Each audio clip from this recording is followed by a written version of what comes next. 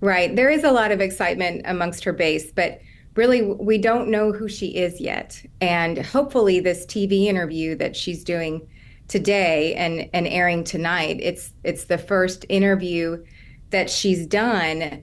We'll be able to and it's not really an interview. It's more like a take-home test. And you get to bring the teacher with you because she's brought Tim Walz with her and she's sitting down with CNN. So we might be able to see a little bit about what her real positions are, but what the Trump campaign needs to be doing between now and the election, and it's what I believe that they will be doing between now and the election, is to say what Kamala Harris is really going to do. You hear her campaign say that she's pro energy, that she doesn't want to ban fracking. We haven't heard that from her.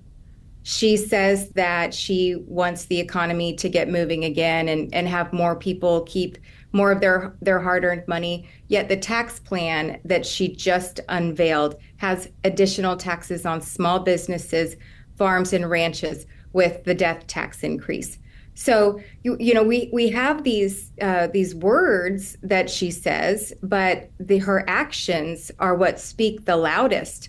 And so that's what Republicans have to do over the next 2 months is to say, this is what Kamala Harris has done in the past. She has raised taxes. She is anti-energy production in the United States. She's pro all of these liberal policies. And guess what? She's been Joe Biden's sidekick for the last 4 years. And not only that, but she's Joe Biden, but she's worse than Joe Biden. I mean, she's less experienced and she's more liberal.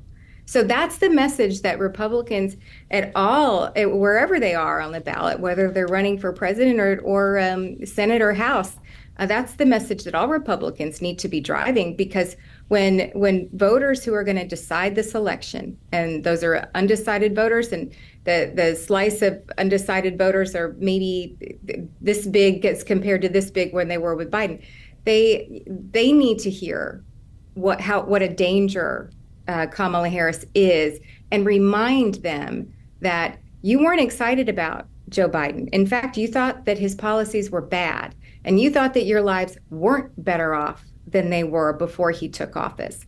Kamala Harris is not only that bad, but she's worse. So that's the message that I think that Republicans need to drive over the last 2 months of the campaign, and that's what I think is going to be the most effective.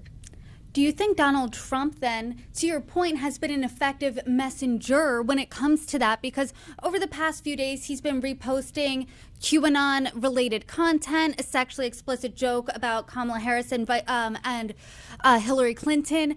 What do you think he needs to tighten up his message, maybe leave that type of rhetoric out and just focus on the economy, on immigration, on issues that matter to voters?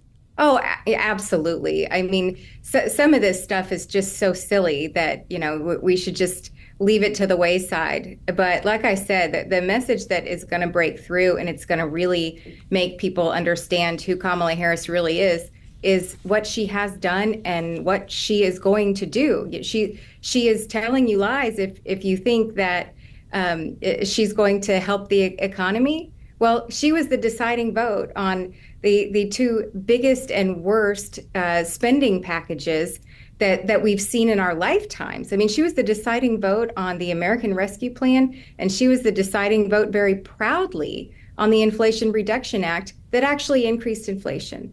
So she's able to stand on a stage and talk about the increase of the price in meat, in eggs, in groceries, what all Americans are feeling when they go to a grocery store. Yet she's not taking any responsibility for her being the vice president of those policies. So, that's really what we should be focusing on, not the silly stuff on Twitter.